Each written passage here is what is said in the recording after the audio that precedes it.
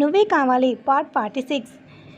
పార్టీలో ఇన్సిడెంట్ జరిగిన అప్పటి నుండి అగర్వాల్ మరింత జాగ్రత్తగా ఉంటూ తన పార్ట్నర్స్తో కూడా ఏ తప్పు చేయకుండా పదే పదే వార్న్ చేస్తూ ఉంటుంది. ఆ వ్యక్తి అప్పటి నుండి అగర్వాల్ మాటలు వింటూ విసిగిపోతూనే ఉన్నాడు.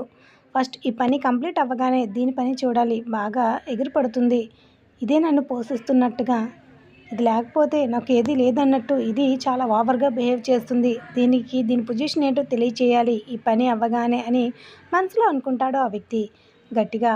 తర్వాత అగర్వాల్ షూటింగ్ ఏమీ లేకపోవడంతో రెస్ట్ తీసుకుంటూ ఉంటే ఆ వ్యక్తి మాత్రం రూమ్లో ఖాళీగా ఉండకుండా బయటికి వెళ్ళి ఆఫీస్ చుట్టూ అబ్జర్వ్ చేస్తూ ఉంటాడు. విక్రమ్ ప్రతి యాక్టివిటీ ముందుగానే తెలుసుకున్నారు ఇద్దరు కూడా. అయినా కూడా మరింత జాగ్రత్తగా స్టెప్ వేయాలని తమకి పదే పదే ఆర్డర్స్ రావడంతో ఇక వాళ్ళు మరింత జాగ్రత్తగా ఉన్నారు. పార్టీ లేట్ నైట్ అవ్వడంతో మార్నింగ్ కూడా ఆఫీస్కి వెళ్ళవలసిన అవసరం లేదు కాబట్టి విక్రమ్ కూడా సీతను డిస్టర్బ్ చేయకుండా ఎప్పట్లా అతనే ఎర్లీ మార్నింగ్ వర్కౌట్ ఫినిష్ చేసుకుని గ్రీన్ టీ తాగుతూ న్యూస్ చూస్తూ ఉంటాడు.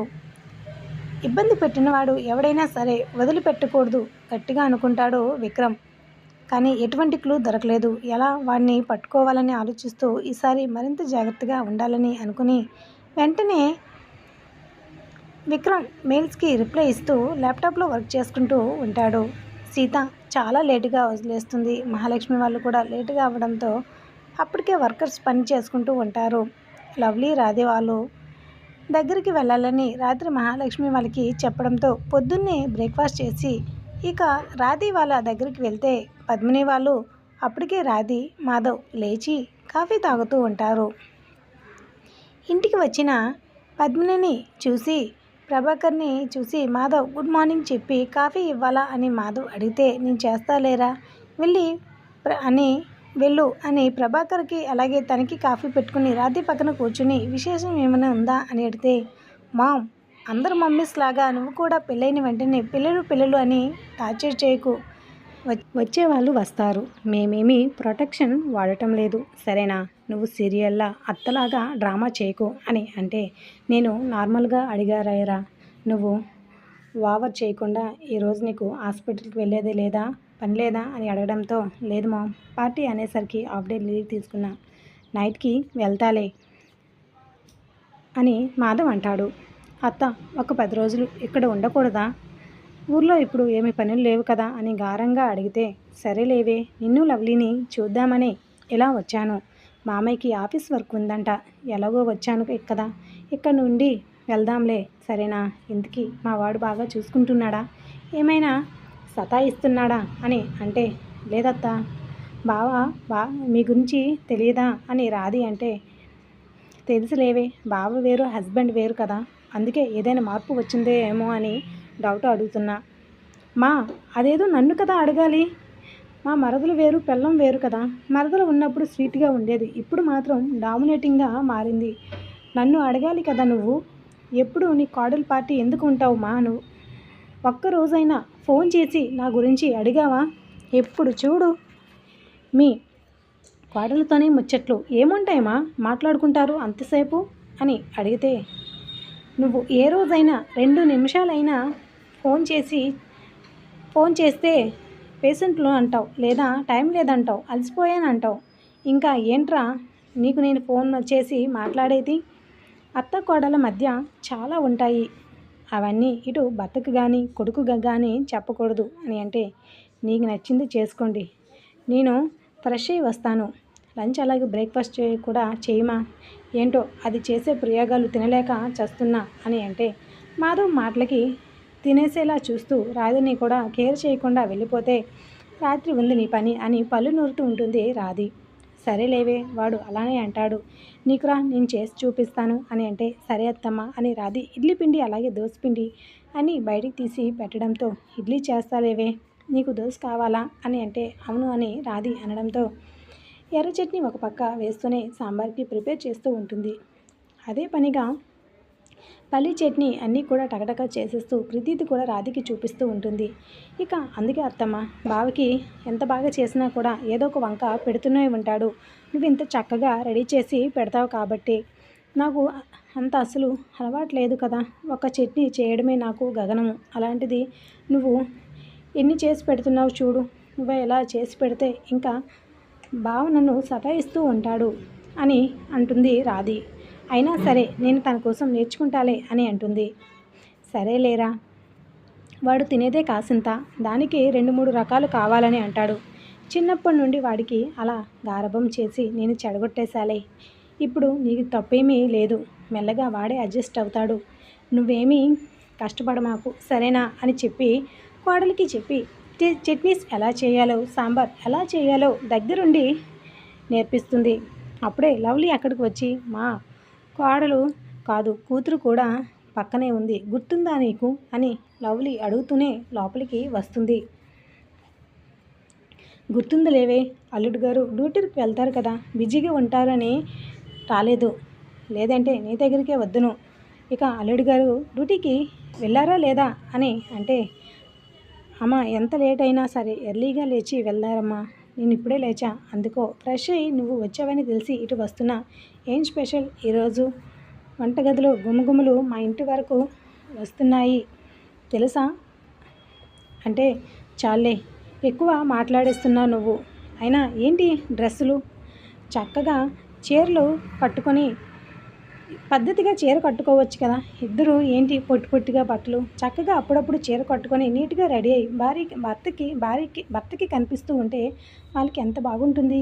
ఈ నైట్ డ్రెస్సులతో ఏంటి మీ మొహాలు, అప్పుడప్పుడు డ్రెస్సులు వేసుకున్నా అప్పుడప్పుడు చీరలు కూడా కట్టండి, సాయంత్రానికి నీట్గా చక్కగా రెడీ అవ్వాలి.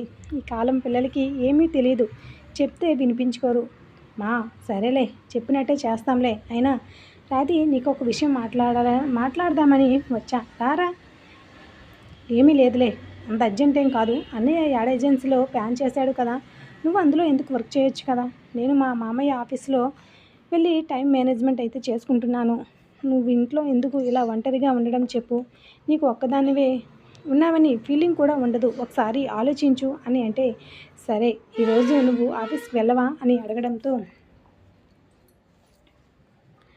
లేదు నేను మామయ్యకి ఆల్రెడీ ఇన్ఫామ్ చేశా, రేపు నుండి వెళ్తాలే, ఈరోజు రెస్ట్ అబ్బా. అమ్మ కూడా వచ్చింది, ఫుల్గా నాకు నచ్చినవి వండి చేపించుకోవాలి, అలాగే నాన్ వెజ్ పికిల్స్ కూడా మా అమ్మతో పెట్టించుకుంటా, ఆ అత్తమ్మ తెచ్చినవి అయిపోయినాయి, ఎన్ని కర్రీస్ ఉన్నా సరే పక్కన పికిల్ లేకపోతే ముద్ద దిగదా, అదేంటో అలా అలవాటైపోయింది అని అంటుంది. ఇద్దరు కూడా సరదాగా మాట్లాడుకుంటూ బ్రేక్ఫాస్ట్ అయితే ఫినిష్ చేసి ఇక లవ్లీ అయితే పికిల్స్ పెట్టమని చెప్తే ప్రభాకర్ తేవడానికి మార్కెట్కి వెళ్తే మాధవ్ రెస్ట్ తీసుకుంటే పద్మిని పచ్చళ్ళు కావాల్సినవన్నీ ఏర్పాటు చేస్తూ ఉంటుంది. మహాలక్ష్మి లేచి బయటకు వచ్చేసరికి అక్కడున్న విక్రమ్ని చూసి, విష్ చేసి టిఫిన్ తిన్నావా విక్రమ్ అని అనడంతో, లేదు మామ్, సీత కోసం వెయిట్ చేస్తున్నా, తను ఫ్రెష్ అయ్యి వస్తే తింటాను మామ్ అని చెప్తాడు. డాడీ లేచారా అని అంటే, లేచారు, ఫ్రెష్ అవుతున్నారు, సరే మా అందరికి తిందాంలే అని చెప్పి పైకి వెళ్ళి సీతను తీసుకుని వస్తాడు. అందరూ కూడా బ్రేక్ఫాస్ట్ చేస్తూ ఇక జయరామ్ గారు అయితే విక్రమ్తో, మేము 2 days విజయవాడ వెళ్ళొస్తాం రా అని అంటాడు. దుర్గమ్మ దర్శనం చేసుకుని అక్కడ ఆఫీస్కి వెళ్ళి ప్రాజెక్ట్ ఒకటి ఎండ్కి వచ్చింది, అక్కడ చిన్న అకౌంట్ ఇష్యూ కూడా ఉంది, మేనేజర్కి కాల్ చేసి చెప్పాడు, అంతా క్లియర్ చేసుకుని రిటర్న్ తిరిగి అవుతాం, మీ మామ వస్తుంది నాతో, సీత ఒక్కటే ఇంట్లో ఉంటుంది కదా, నువ్వు ఆఫీస్కి వెళ్ళకు, ఇంట్లో ఉండి వర్క్ మేనేజ్ చేసుకో అన్నట్లు, రాధి కూడా యాడ్ ఏజెన్సీ పెట్టావు కదా, అక్కడ వర్క్ చేయాలని తను అనుకుంటుంది, నీ ఇష్టం, నీకు నచ్చితేనే రాధిని యాడ్ ఏజెన్సీ యశ్వంత్తో పాటు చూసుకోమని చెప్పు అని చెప్పడంతో, సరే డాడ్, నెక్స్ట్ దాని గురించి నేను ఆలోచిస్తాను, మీరు విజయవాడ వెళ్ళి వచ్చిన తర్వాత చెప్తాను అని అనడంతో, సరేరా అని అన్న తర్వాత జయరామ్ గారి విక్రమ్ సూటిగా చూస్తూ ఒక ప్రశ్న అడుగుతాడు. దాంతో ఉలిక్కిపడి జయరామ్ గారు చూస్తారు. ఏంటి విక్రమ్ అలా అన్నావు అని అంటే, నాకు తెలిసి మన బిజినెస్ పార్ట్నర్స్తో పాటు ఇంకెవరు పార్టీకి అటెండ్ అయిన వాళ్ళు నాకు అనిపిస్తుంది డాడ్, అందుకే మిమ్మల్ని అడిగాను, మీరు మీ ఫ్రెండ్స్ని కానీ అలాగే పార్టీకి సంబంధించిన వాళ్ళని ఎవరినైనా ఇన్వైట్ చేశారో ఏమో అని డౌట్ వచ్చింది, నిన్న జరిగిన పార్టీలో చిన్న ఇష్యూ అయ్యింది, దాని గురించి ఎంక్వైరీ చేస్తే ఎవరో హోటల్ బాగా తెలిసినట్టు సీసీటీవీ కూడా కనిపించకుండా బాగా మేనేజ్ చేశారు, అంటే బాగా తెలిసిన వాళ్ళే ఇది చేసి ఉంటారని నా అనుమానం. సరే డాడ్, ఇదంతా నేను చూసుకుంటా, మీరెవరే ఇన్వైట్ చేయలేదని చెప్తున్నారు కదా అంటే, బయట వాళ్ళు ఎవరో మనల్ని బాగా అబ్జర్వ్ చేస్తున్నారు, సో మనం అలర్ట్గా ఉండాలి. అందుకే మీకు చెప్తున్నా, మీరు విజయవాడ వెళ్ళినప్పుడు కూడా బాడీ గార్డ్స్ని నెగ్లెక్ట్ చేయకండి. ఎక్కడికి వెళ్ళినా వాళ్ళు కంపల్సరీగా ఉండాలి అని చెప్తూ ఉంటాడు జయరాం గారితో విక్రమ్. మహాలక్ష్మి కంగారుగా, విక్రమ్ మేము వచ్చిన తర్వాత ఏదైనా అయ్యిందా నాన్న అని అంటే, లేదు మా, జస్ట్ స్మాల్ ఇష్యూ, నువ్వేం కంగారు పడకు సరేనా, ఐ కెన్ హ్యాండిల్ అని విక్రమ్ భయపడుతున్న సీత చేయి పట్టుకుంటూనే ఇక మహాలక్ష్మికి సమాధానం చెప్తాడు. సరే డాడ్, నాకు కాస్త వర్క్ ఉంది, నేను మీటింగ్ ఉంది, ఈవినింగ్ వచ్చేస్తా అని జయరాంకి చెప్పి సీతకు వెళ్ళేస్తానని నైట్ జరిగిన దాని గురించి ఫీల్ అవ్వకని మరీ గదిలో చెప్పడంతో దాని గురించి కింద ఏమి పెద్ద డిస్కషన్ చేసి జయరాం గారికి మహాలక్ష్మి గారికి తెలియకూడదనేదే విక్రమ్ ఉద్దేశం. అందుకే ఏమీ మాట్లాడకుండా కామ్గా విక్రమ్ వెళ్ళిపోతే డైనింగ్ టేబుల్ అంతా నీట్గా సర్ది గిన్నెలు వాష్ చేసి ఇక లంచ్ ఏర్పాటు సీత చేస్తానని మహాలక్ష్మి గారిని రెస్ట్ తీసుకోమనడంతో మహాలక్ష్మి గారు వెనుక సీతతో పాటు కిచెన్లోనే మాట్లాడుకుంటూ వంట పూర్తి చేస్తారు. ఏమైంది సీత, ఎందుకు అలా ఉన్నావు, మొహం ఎందుకమ్మా అలా వడిలిపోయింది అని అడిగితే, ఏమీ లేదు అత్తమ్మ, పార్టీ నాకంతా కొత్త కదా, రాత్రి సరిగ్గా నాకు నిద్ర పట్టలేదు, మధ్యాహ్నం రెస్ట్ తీసుకుంటాలేండి అని అంటుంది.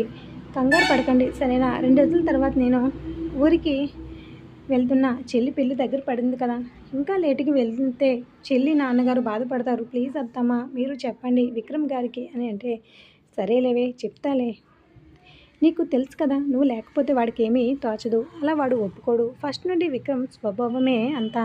ఇద్దరు అత్తకోడళ్ళు మాట్లాడుకుంటూ లంచ్ ప్రిపేర్ చేసి ఇక మహాలక్ష్మి తన గదిలోనికి వెళ్తే సీత గదిలోనికి వెళ్ళి ఫ్రెష్ అయ్యి ఇంటికి ఫోన్ చేస్తుంది. మహాలక్ష్మి గదిలోనికి వెళ్ళేసరికి జయరాం గారు ఎవరితో సీరియస్గా మాట్లాడుతూ ఉంటే భార్య అలిటికెడికి ఫోన్ కట్ చేసి, విజయవాడ వెళ్తున్నాం కదా, లగేజ్ తీసిపెట్టు అని చెప్పి ల్యాప్టాప్ తీసి వర్క్ చేసుకుంటూ ఉంటాడు జయరాం. అయితే ఇక వెంటనే మహాలక్ష్మి అన్నట్టుగానే లగేజ్ అంతా సర్దేస్తూ ఉంటుంది. తర్వాత ఏం జరుగుతుంది, విక్రమ్ ఆ వ్యక్తిని కనుక్కుంటాడా లేదా, వచ్చే ఎపిసోడ్ మిస్ కాకండి. ఇతర ఎపిసోడ్ లైక్ ద వీడియో.